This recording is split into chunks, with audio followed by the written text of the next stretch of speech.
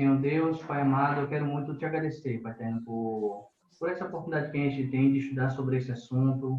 É um assunto tão complexo e, ao mesmo tempo, um assunto tão maravilhoso de estudar, Pai. Obrigado, Pai eterno, porque o Senhor é um Deus que demonstra tanto o seu amor por nós, nos dando tantas chances, Pai eterno, da gente viver uma vida que te agrada, Pai eterno. Por favor, nos ajuda a olhar para esse assunto do fim dos tempos de maneira sadia e de maneira, Pai eterno, que venha nos ajudar a ter esperança no Senhor, Pai eterno. Fica conosco e essa oração que eu te faço é em nome do Filho de Jesus Cristo. Amém. Então, sobre esse assunto de a visão bíblica sobre o fim dos tempos, a gente vai começar essa aula falando com o tema da destruição do Templo de Jerusalém. Mas antes de dar início exatamente, queria trazer aqui uma definição sobre o que é escatologia bíblica. Então, para quem não sabe, a escatologia é uma parte da teologia e da filosofia que trata dos últimos eventos da história do mundo ou destino final do ser humano, e também comumente chamado de fim do mundo ou fim dos tempos. Então, de forma ampla, a escatologia ela relaciona com o conceito da volta do Messias, da era do Messias, vida após a morte, alma. E Jesus Cristo, ele fala sobre esse assunto nos evangelhos sinóticos. E eu acredito que vocês já tiveram alguma aula sobre esse assunto, mas se não tiveram, o evangelho sinótico a palavra sinóticos é parecido, né? Então, são os evangelhos que usam a mesma base para que eles possam a mesma base de ensino, né? Então, alguns teólogos falam que a base dos evangelhos sinóticos é o Evangelho de Marcos. Então, Jesus Cristo ele trata sobre esse assunto em Marcos, capítulo 13, em Mateus, capítulo 24 e Lucas, capítulo 21. E assim como Jesus Cristo ele falou sobre esse assunto, os profetas do Antigo Testamento também falaram sobre esse assunto, como os discípulos, os apóstolos também trataram sobre esse assunto. A gente vai tomar como base, nessa série de aulas, o Evangelho de Marcos. A gente vai estudar em Marcos, capítulo 13. Essas aulas vão ser divididas em 5 partes, mas em 4 aulas, certo? Então, a primeira parte vai ser sobre a destruição do Templo de Jerusalém, que a base vai ser Marcos 13, do 1 ao 4. A segunda parte está sobre nos princípios das dores, e a base vai ser Marcos 13, do 5 ao 13. A terceira parte vai ser sobre a grande tribulação, que é Marcos capítulo 14, Marcos capítulo 3, versículo 14 ao 23. Sobre a vinda de Cristo, a quarta parte, está como base em Marcos capítulo 13, versículos 24 ao 27. E por último, Marcos capítulo 13, versículos do 28 ao 37. Para que a gente possa se ambientar nesse texto, eu queria que vocês me acompanhassem na leitura de Marcos, capítulo 13, todo. A Bíblia diz em Marcos, capítulo 13.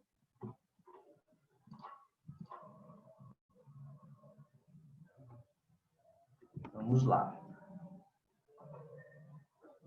Marcos, capítulo 13, a Bíblia diz assim: Quando ele estava saindo do templo, um dos seus discípulos lhe disse: Olha, mestre, que pedras enormes, que construções magníficas. Você está vendo todas essas grandes construções? Perguntou Jesus. Aqui não ficará pedra sobre pedra, serão todas derrubadas. Tendo Jesus se assentado no Monte das Oliveiras, de frente para o templo, Pedro, Tiago, João e André lhe perguntaram em particular: Dize-nos, quando acontecerão essas coisas e qual será o sinal de que tudo isso está prestes a cumprir-se? Jesus lhe disse: Cuidado, que ninguém os engane. Muitos virão em meu nome dizendo: Sou eu, e enganarão a muitos. Quando ouvirem falar de guerras e de rumores de guerras, não tenham medo.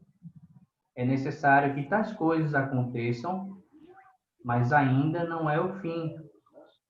Nação se levantará contra nação e reino contra reino. Haverá terremotos em vários lugares e também fomes. Essas coisas são o início das dores. Fiquem atentos, pois vocês serão entregues aos tribunais e serão açoitados nas sinagogas. Por minha causa, vocês serão levados à presença dos governadores e reis, como testemunho a eles. E é necessário que antes o evangelho seja pregado a todas as nações. Sempre que forem presos e levados a julgamento, não fiquem preocupados com o que vão dizer. Digam tão somente o que lhe for dado naquela hora. Pois não serão vocês que estarão falando, mas o Espírito Santo. Irmão trairá seu próprio irmão, entregando-o à morte, e o mesmo fará o pai a seu filho. Filhos se rebelarão contra os seus pais e os matarão. Todos odiarão vocês por minha causa, mas aquele que perseverar até o fim será salvo. Quando vocês virem o sacrilégio terrível no lugar onde não deve estar, quem lê entenda, então os que estiverem na Judéia fujam para os montes. Quem estiver no telhado de sua casa, não desça, nem entre em casa para tirar dela coisa alguma. Quem estiver no campo, não volte para pegar seu manto. Como serão terríveis aqueles dias para as grávidas e para as que estiverem amamentando. Orem para que essas coisas não aconteçam no inverno, porque aqueles serão dias de tribulação, como nunca houve desde que Deus criou o mundo até agora, nem jamais haverá. Se o Senhor não tivesse abreviado tais dias, ninguém sobreviveria. Mas, por causa dos eleitos, escolhidos, ele os abreviou. Se então alguém lhe disser: Vejam, aqui está Cristo, ou Vejam, ali está ele, não acreditem, pois aparecerão falsos cristos e falsos profetas e realizarão sinais e maravilhas para, se possível, enganar os eleitos. Por isso, fiquem atentos. Avisei-os de tudo antecipadamente. Mas naqueles dias após aquela tribulação, o sol escurecerá e a lua dará a sua luz. Então, as estrelas cairão do céu e os poderes celestes serão abalados. Então, se verá o Filho do Homem vindo nas nuvens com grande poder e glória. E ele enviará os seus anjos e reunirá os seus eleitos dos quatro ventos, dos confins da terra até os confins do céu. Aprendam a lição da figueira, quando seus ramos se renovam e suas folhas começam a brotar, vocês sabem que o verão está próximo. Assim também, quando virem estas coisas acontecendo, saibam que ele está próximo, às portas. Eu lhes asseguro que não passará esta geração até que todas essas coisas aconteçam. O céu e a terra passarão, mas as minhas palavras jamais passarão.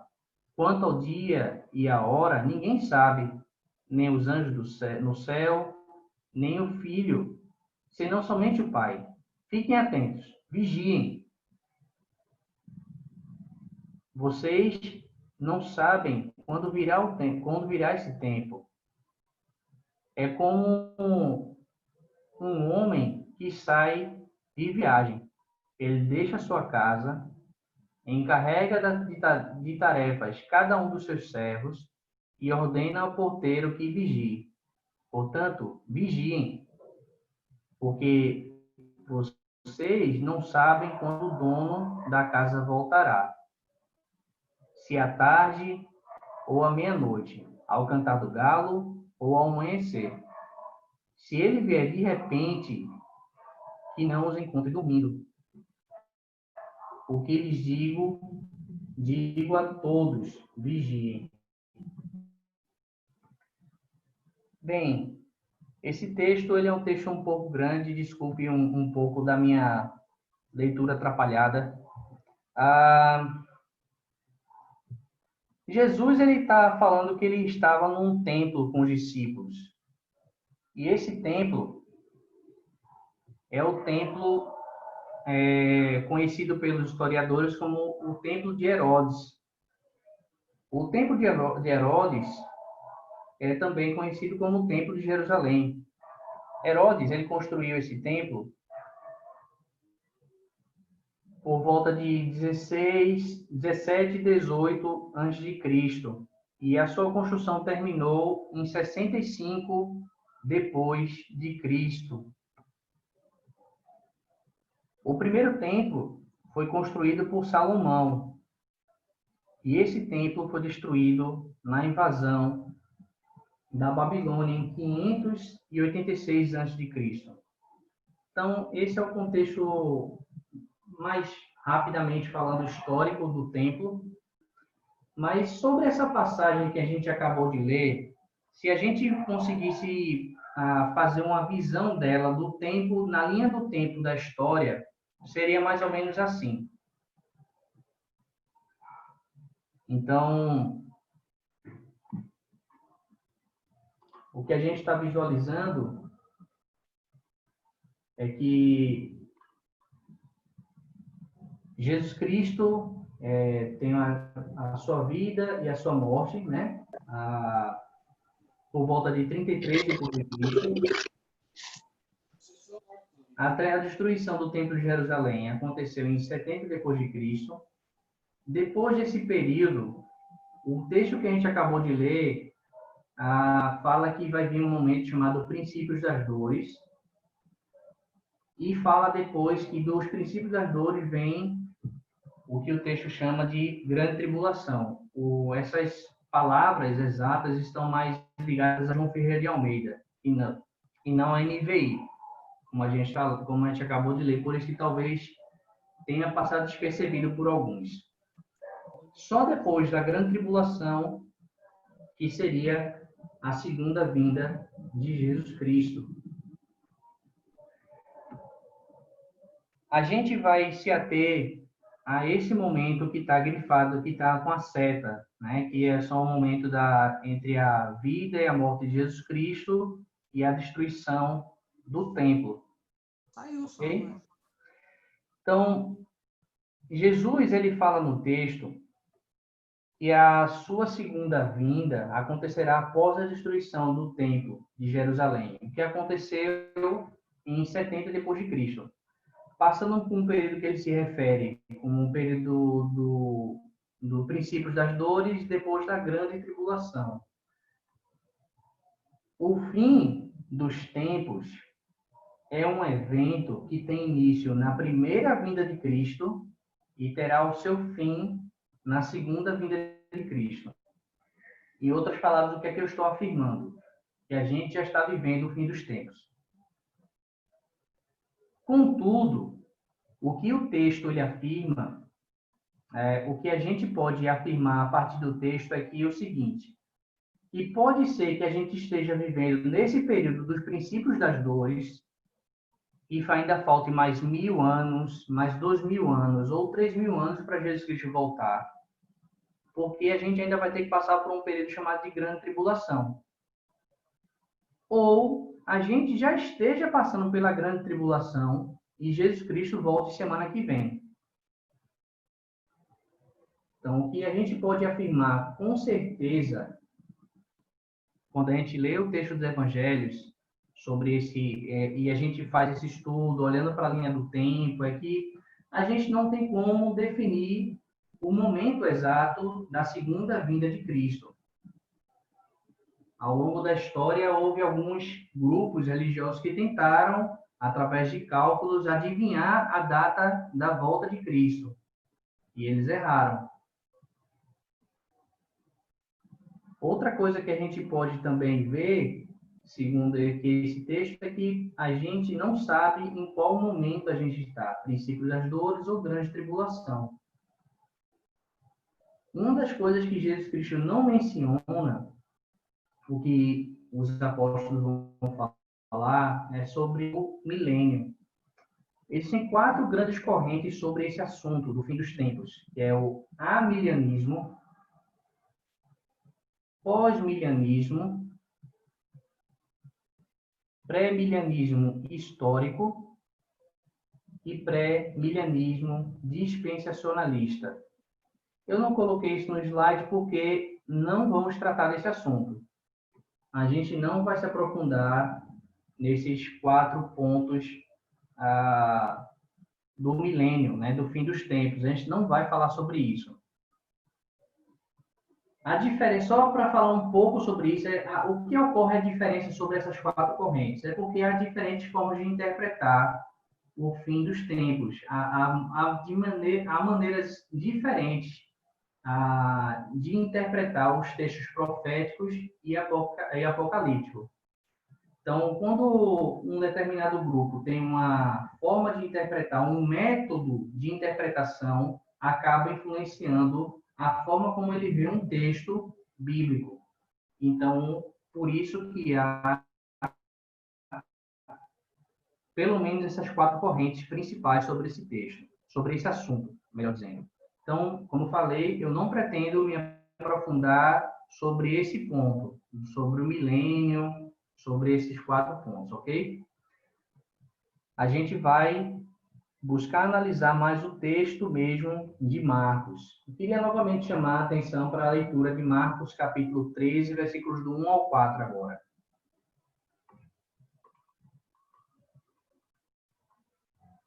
Marcos, capítulo 13, versículos do 1 ao 4. A Bíblia diz: Quando ele ainda estava quando ele estava saindo do templo, um de seus discípulos lhe disse: Olha, mestre, que pedras enormes, que construções magníficas. Você está vendo todas essas grandes construções? Perguntou Jesus. Aqui não ficará pedra sobre pedra, serão todas derrubadas. Tendo Jesus se assentado no Monte das Oliveiras, de frente para o templo, Pedro, Tiago, João e André lhe perguntaram em particular: Dize-nos, Senhor, dize-nos, quando acontecerão essas coisas? E qual será o sinal de que tudo isso está prestes a cumprir-se?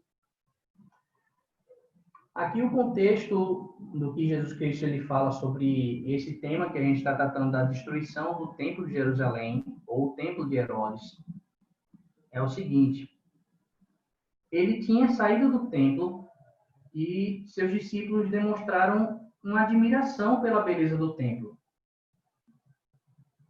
Mas Jesus ele não se impressionou da mesma forma que eles.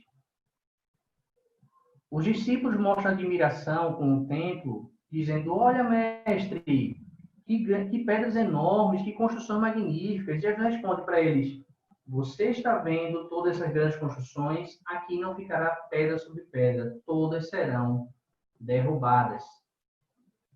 Depois disso, eles caminham e vão para o Monte das Oliveiras.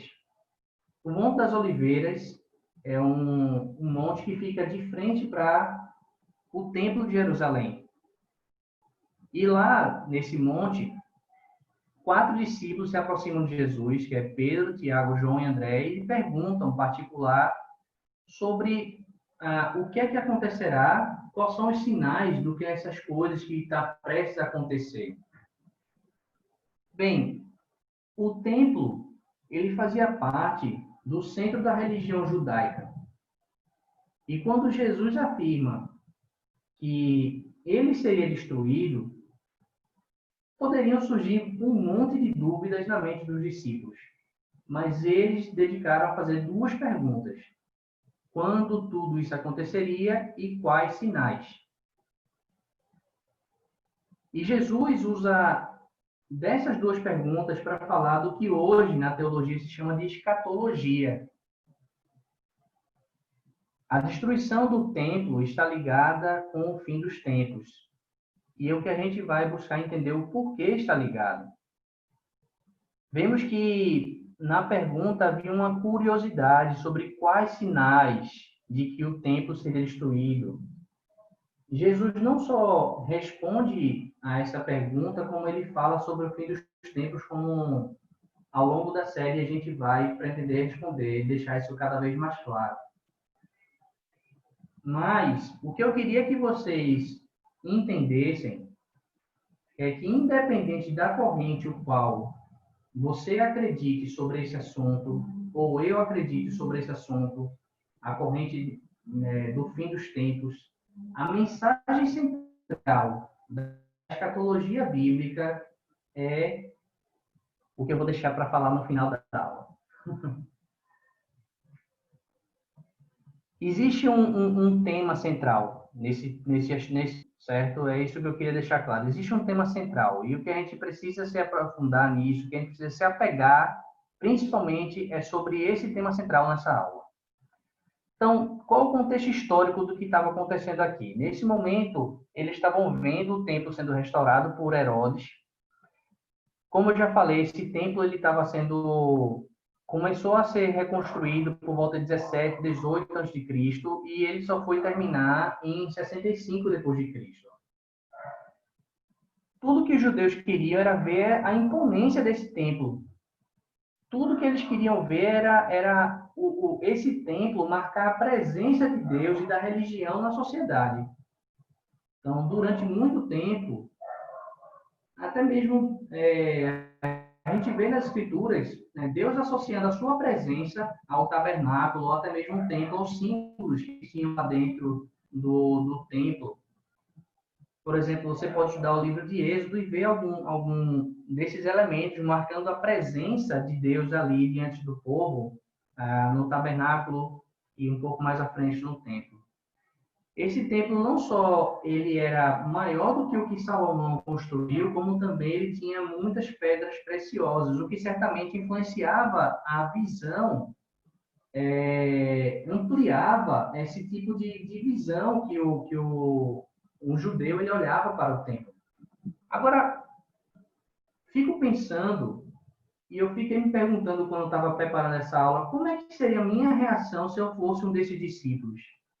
olhando para todo esse contexto sobre a religião judaica, eu crescendo como judeu e tudo mais, como é que seria a minha reação? E aí eu estou andando com Jesus e de repente Jesus ele fala, olha, tá vendo essa construção aqui? Não vai ficar pedra sobre pedra. Quais são as coisas que passaram na minha cabeça, né? Seria no mínimo intrigante, assim, eu ver uma coisa que estava sendo construída ali e iria ser destruído. Jesus ele não queria causar essa confusão nos discípulos. O que ele queria trazer era uma mensagem de confiança, de que se o que ele estava falando realmente acontecesse, a palavra de Cristo seria digna de confiança cada vez mais. E esse é o ponto central desse ponto que eu estou falando da escatologia bíblica. Quanto à destruição do Templo de Jerusalém, se Jesus Cristo, o que ele estivesse falando, se cumprisse, os discípulos, olhando para essa palavra de Cristo, ele deveria depositar sua confiança na palavra de Cristo. Só que, para um religioso, quando ele olhava para a palavra de Cristo em relação ao templo, isso causava uma reação diferente. Por exemplo, quando você vê Jesus Cristo sendo julgado pelos religiosos, você vê que os religiosos eles usam dos argumentos, das falas de Jesus sobre o templo como algo para acusar Jesus, a condenar Jesus. Talvez houvesse uma surpresa momentânea com a palavra de Cristo sobre o templo para os discípulos, porque quando eles olhassem para a história do povo de Israel, eles sabiam que o templo já tinha sido destruído uma vez, como eu já falei, em 586 a.C. Olha, durante anos, Deus ele enviou profetas, ele chamou o povo a confiar na palavra dele, a viver de maneira santa. Mas o que é que aconteceu? Eles não deram atenção à palavra de Deus e Deus enviou os babilônicos para invadir a primeira vez lá e destruir o templo. O que vemos é que enquanto os discípulos estavam encantados com a imponência do templo, Jesus estava interessado em falar palavras dignas de confiança. Sobre essa segunda destruição do Templo de Jerusalém, que é o que a gente está tratando nessa aula também, é que ela ocorreu por conta de uma rebelião que ocorreu, que os judeus eles fizeram. Os judeus se rebelaram contra os romanos. Então, o imperador da época era Vespasiano. Ele mandou o seu exército conter uma revolta dos judeus. E a tropa dos romanos, comandada pelo seu filho, Tito, veio e cercou Jerusalém. Tito, anos depois, se tornaria imperador romano também. Mas, nesse momento histórico, o que ocorreu, Tito ele chega para cercar Jerusalém em 66 depois de Cristo, ou seja, um ano depois do templo ter sido construído. E ele sitiou a cidade durante 4 anos. Sitiar uma cidade é uma manobra militar que impediu o acesso de uma cidade. Então, nada podia sair da cidade, nem nada podia entrar na cidade. E o que é que acabava acontecendo? A população morria de fome, enfraquecia seu exército, suas defesas, abaixava muito o moral da tropa, e aí era algo que se podia ser utilizado para poder ocorrer uma invasão. Na nossa história, na história do Brasil, ocorreu algo nesse sentido também.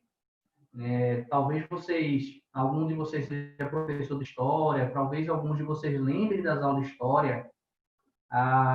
Ocorreu uma guerra chamada Guerra dos Canudos, com uma revolta de um líder chamado Antônio Conselheiro. Essa guerra aconteceu na Bahia.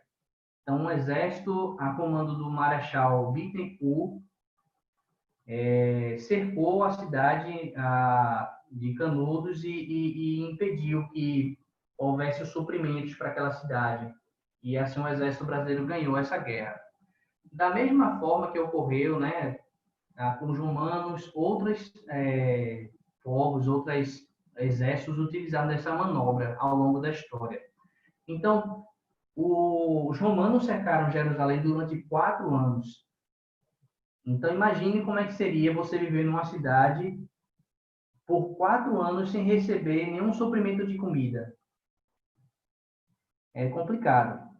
Então, no ano 70 depois de Cristo, os romanos eles mudam de tática e aí eles partem para o ataque. Eles derrubam a muralha de Jerusalém e começam a destruir tudo que eles vinham pela frente. Os romanos eles mataram milhares de pessoas, destruíram o templo pela segunda vez e tudo isso aconteceu exatamente 37 anos depois do que Jesus tinha falado. Jesus ele já tinha falado sobre esse assunto que iria acontecer 37 anos antes. O que a gente vai fazer agora é ler alguns relatos de um historiador judeu chamado Flávio Josefo. Flávio Josefo, ele escreveu um livro falando sobre esse assunto. O livro se chama Guerra dos Judeus. Sobre esse assunto, Flávio Josefo, ele escreveu o seguinte: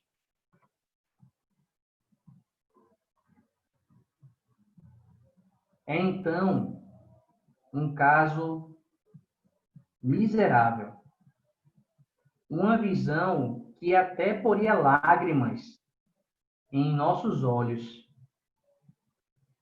Como os homens aguentaram quanto ao seu alimento? A fome foi demasiado dura para todas as outras paixões, a tal ponto que os filhos arrancavam os próprios bocados que seus pais estavam comendo de suas próprias bocas. E o que mais dava pena, assim também fazia as mães quanto a seus filhinhos. Quando viam alguma casa fechada, isto era para eles sinal de que as pessoas estavam dentro, desculpa. Isto era para eles sinal de que as pessoas que estavam dentro tinham conseguido alguma comida. E então eles arrombavam as portas e corriam para dentro. Os velhos que seguravam bem a sua comida eram espancados. E se as mulheres escondiam o que tinham dentro de suas mãos, seu cabelo era arrancado por fazerem isso.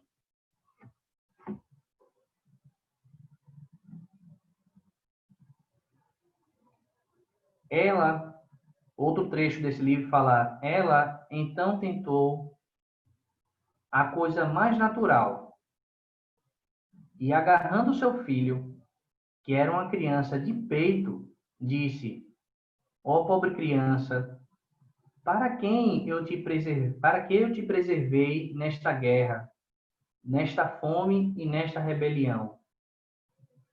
Logo que acabou de dizer isso, ela matou seu filho e então o assou e comeu metade dele e guardou a outra metade escondida para si.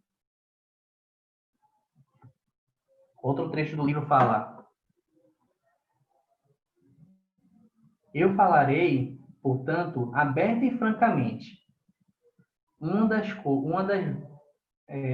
Desculpa, vou ler novamente. Eu falarei, portanto, aberta e francamente, aqui de uma vez por todas e brevemente, que nenhuma outra cidade sofreu tais misérias, nem nenhuma era produziu uma geração mais frutífera em perversidade do que era esta, desde o começo do mundo.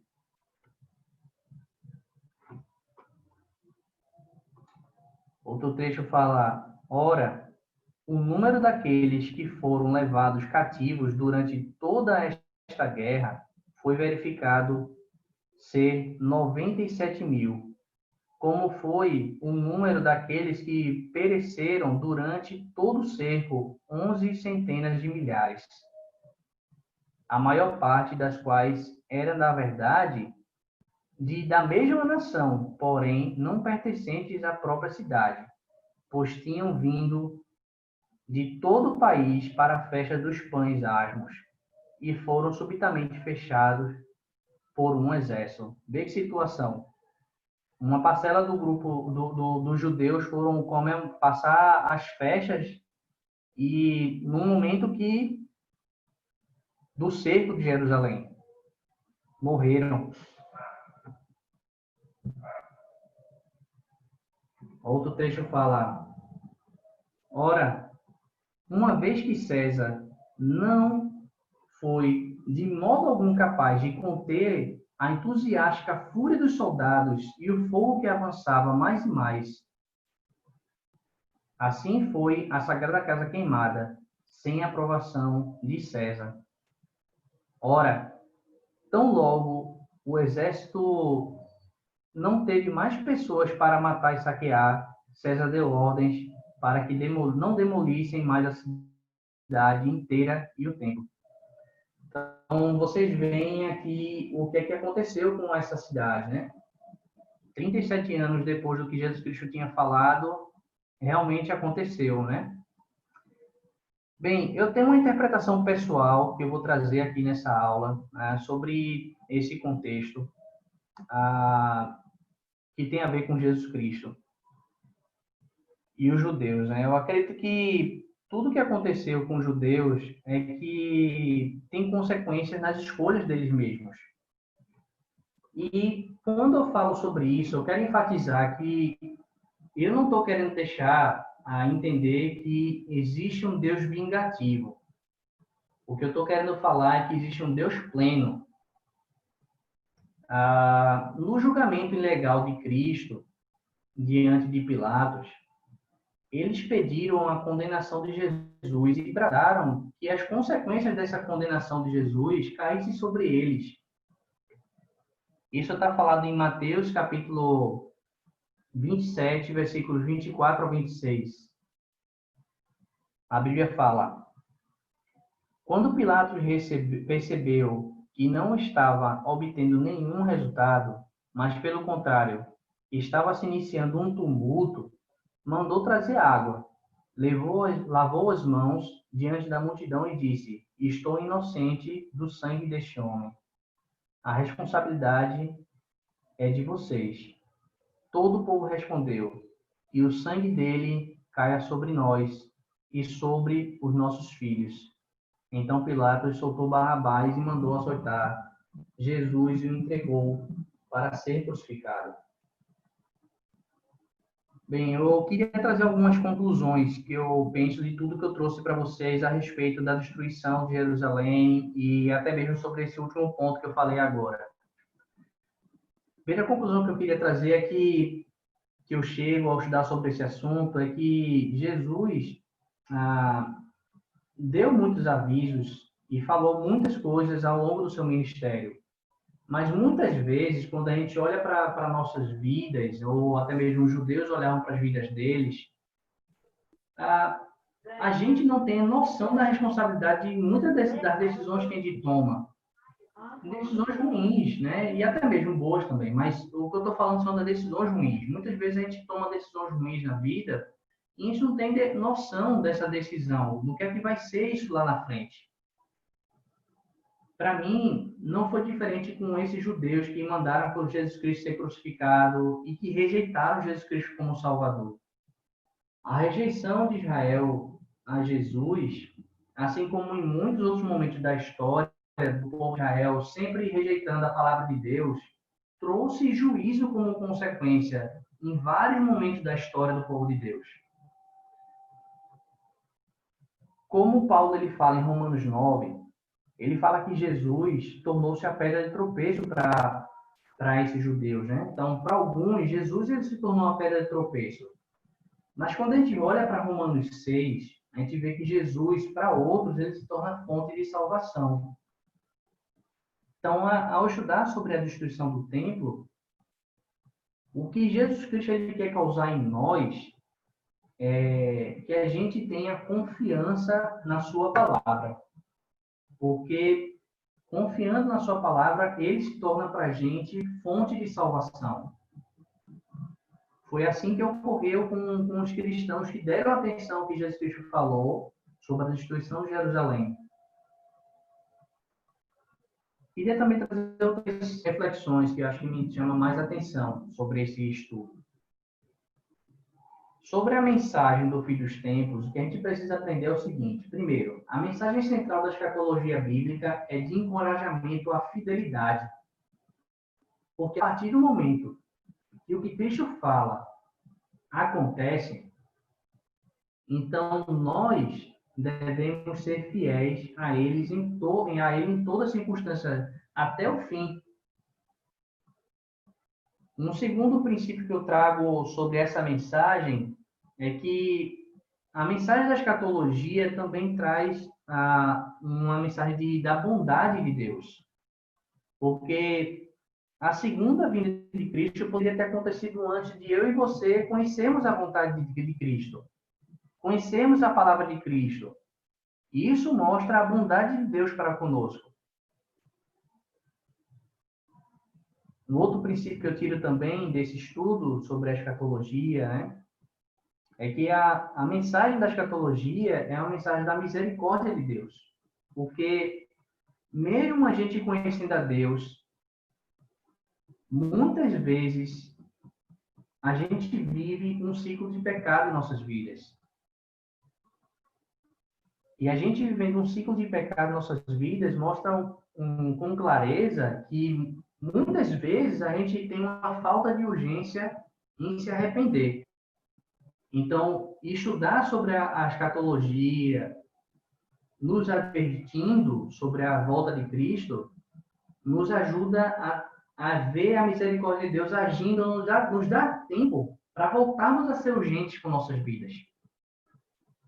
E, por último, a mensagem da escatologia traz uma mensagem da paciência de Deus. Porque Deus ele quer salvar o maior número possível de pessoas. E assim como nós, não somente devemos ter urgência com nossas vidas, com a nossa vivência dentro de Deus, mas a gente também deve ter urgência em pregar o evangelho para outras pessoas. Porque é certo, Jesus Cristo vai voltar. Então, era isso que eu queria trazer como mensagem hoje. E, bem, eu espero que todos tenham conseguido pegar tudo e não tenha falhado. Estamos abertos para perguntas. Aí vocês fazem a pergunta para mim, quem responde é Bruno e Sérgio.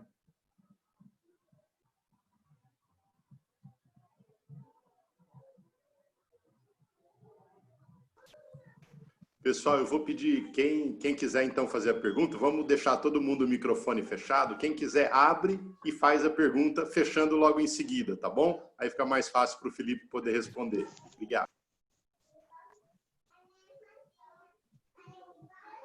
Eu já estou fechado. Edenilson, você vai fazer uma pergunta, é isso?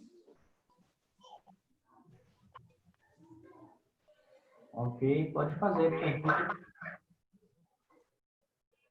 Quem quer fazer, a esposa do Pedro, pode fazer, esposa do Pedro. Eu não sei o seu nome, desculpa. É Thelma. Pode fazer. Thelma. Como que é o nome? Thelma. Felipe. Então, Felipe, você estava falando aqui que, assim, na verdade a gente não sabe se a gente está no princípio das dores ou na tribulação. Não sabemos, né, na verdade. E aí eu pensei também ao mesmo tempo, será que o fechamento que se deu agora com as igrejas não seria como a destruição do templo, por exemplo? Eu não tinha parado para pensar dessa forma de fazer uma analogia sobre a destruição do templo com o fechamento das igrejas, desse lockdown que é feito, né? Todo esse efeito do governo sobre nós, né? Sinceramente, eu não tinha pensado feito essa associação. Bem, o que eu penso sobre esse assunto é que a gente vai entender que,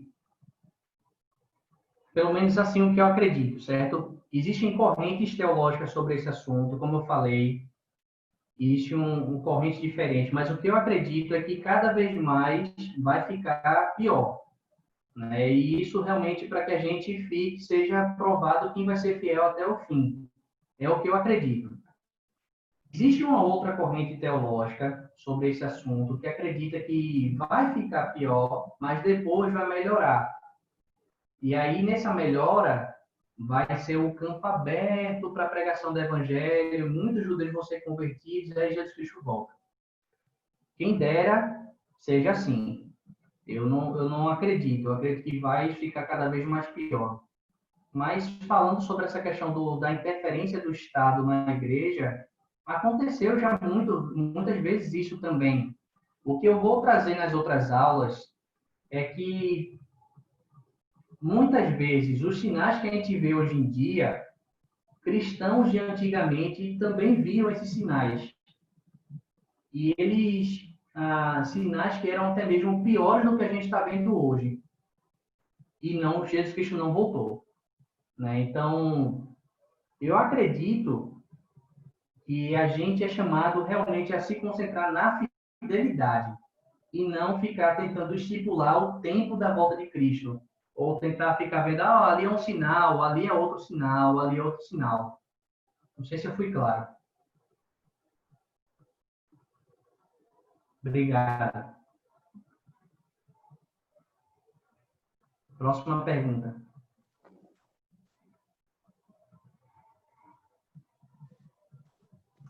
Alexis, você vai fazer a sua pergunta? Eu vou fazer a pergunta daquilo que ele falou aí, né? Mas esse negócio da destruição do templo e tudo que ele foi falado aí, né?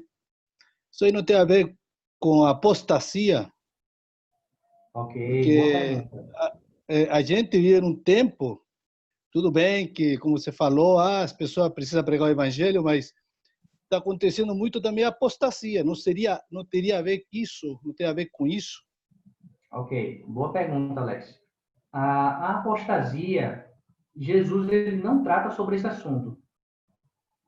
Né? Em Marcos 13, Mateus 24 e Lucas 21, Jesus não trata sobre esse assunto da apostasia.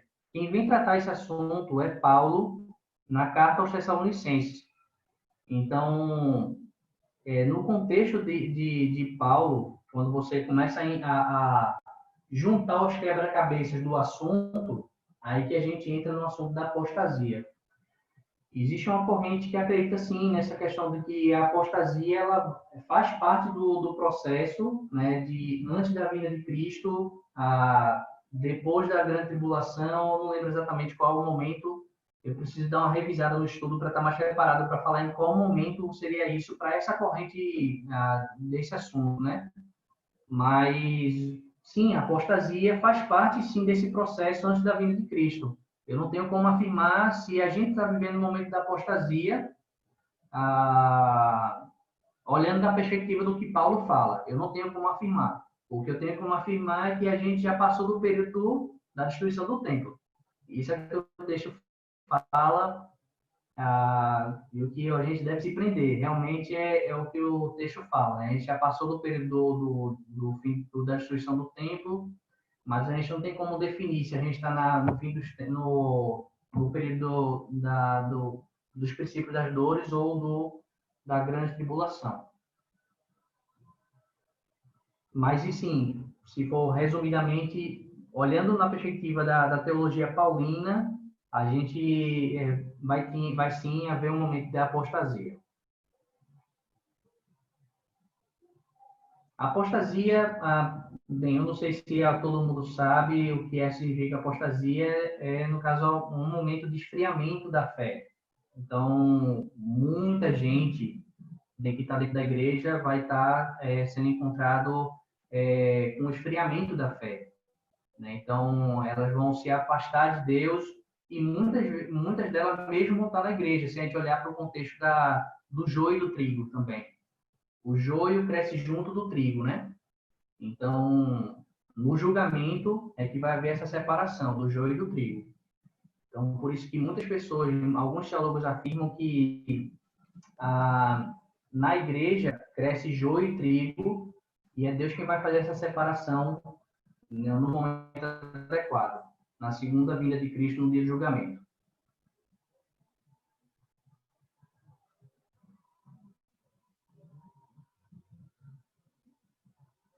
Tá. Alguém, não sei se está falando, Alex, está cortado. Não, esse é um assunto muito profundo a ser analisado, né? Porque às vezes a gente fica olhando para as coisas, né? Que a tecnologia chegou e que tudo isso está atrapalhando, mas no fundo, sempre fica no ser humano, né? O problema está no ser humano, né? Quem comanda todas essas coisas é o ser humano, né? Então, por exemplo, você tem apostasia em que sentido? As pessoas começam a se desviar da fé procurando outras coisas, né? Colocando outras coisas em primeiro lugar, né? Por o momento, principalmente o momento que nós vivemos, né? Por isso que eu acho que a apostasia é um ponto crítico da situação até das igrejas, né? Então, até da nossa igreja, né? Que as pessoas começam a esfriar, já o pecado não é tão grave, e vai por ali, já não é estudar a Bíblia e conhecer mais sobre as Escrituras, já não é mais, não preciso evangelizar mais, falar da minha fé. Então, eu acho que vai por esse caminho. No fundo, tudo se centraliza no ser humano, né? É verdade. Tem muito a ver mesmo. Então, é como aquilo que eu falei, eu quis deixar como mensagem central quando a gente olha para esse assunto, olhando para a destruição de Jerusalém, do Templo de Jerusalém. Jesus Cristo falou palavras verdadeiras. O que Jesus Cristo falou foi a verdade, aconteceu. Se ele falou a verdade sobre esse assunto, ele vai voltar. Então, havendo a segunda vinda de Jesus, a gente precisa ser fiel até o fim. Então, a escatologia bíblica é um assunto que nos chama à fidelidade de Deus. E não ao pavor, ao medo, ao desespero do fim do mundo e tal. Não. Sejam corajosos, irmãos. Sejamos fiéis.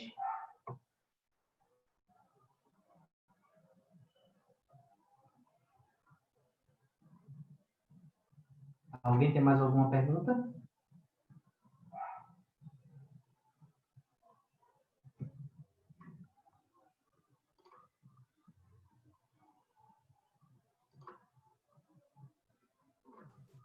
Legal, Felipe. Eu acho que as perguntas ainda virão. Provavelmente o pessoal vai revisar toda a sua aula agora à noite. E amanhã de manhã já vão estar cheio de dúvidas. Mas aí vocês podem guardar para a semana que vem. O Felipe volta a estar com a gente. Então, queria só, mais uma vez, agradecer o Felipe. Eu sei que ele não ouviu um pouco da apresentação no início. Mas muito obrigado pela disposição em estar nos ajudando, compartilhando desse assunto que é super interessante, que traz diversas questões, que isso nos ajude a realmente nos animar a aprofundar mais. Aí também queria dar um bem-vindo, eu estou vendo gente aí das várias regiões de São Paulo, estou vendo meus irmãos cariocas, provavelmente deve ter algum irmão de Recife também. Então, queria realmente agradecer o Felipe e agradecer a participação de todos vocês e convidá-los para voltar na próxima quarta-feira. Uma ótima noite a todos, então. Muito obrigado. Obrigado, irmãos. Boa noite. Obrigado, Felipe. Obrigado a todos. Obrigado, Felipe. Obrigado a todos. Obrigada. Obrigado, irmãos. Boa noite a todos. Boa noite a todos. Boa noite. Obrigado. Tchau. Boa noite. Boa noite. Boa noite a todos. Boa noite, obrigada. Feliz. Obrigada. Boa noite, Mariana. Boa noite. Boa noite, Théo. Boa noite, Mariana. Boa noite. Boa noite, Théo. Boa noite, França. Graça. Boa noite. Sérgio, obrigado. Você, Sérgio. Boa noite, Mariana. Beijo, amados. Obrigado, Obrigada, Sérgio. gente. Obrigado. Boa noite a todo mundo. Obrigado. Tchau, tchau. Obrigada. Boa noite. Tchau, Cristina. Tchau. Tchau. Boa noite. Vamos já. Vai ser aqui na aula. Tá bom, dia. Tchau, Felipe.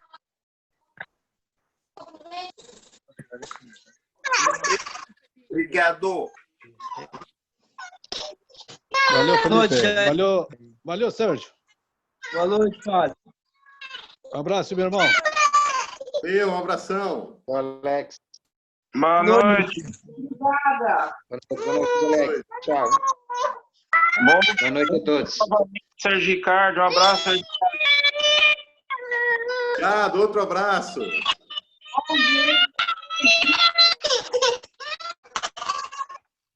O Bruno já saiu, né? Oi, Edgar. Levantar a mão.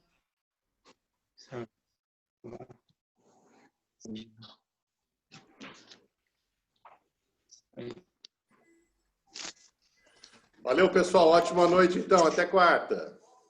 Até quarta. Boa noite. Calma, linda.